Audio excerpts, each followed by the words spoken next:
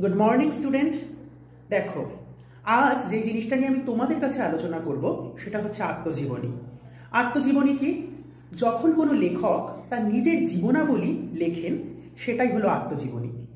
বাংলা সাহিত্যের ক্ষেত্রে কিন্তু এই আত্মজীবনীর একটা গুরুত্বপূর্ণ ভূমিকা রয়েছে, জানো তো? কেননা সেই আত্মজীবনী আমরা পাঠ করে তাদের জীবন সম্পর্কে জানতে পারি। তেমনই একটা আত্মজীবনী হলো জীবনের ঝরাপাতা। এটা কে লিখেছিল?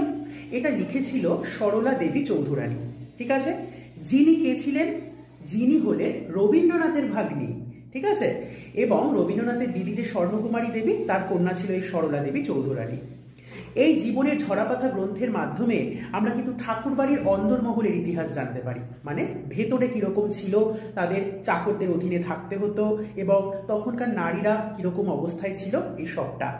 এটা কিন্তু প্রথম প্রকাশিত হয় দেশ পত্রিকাতে।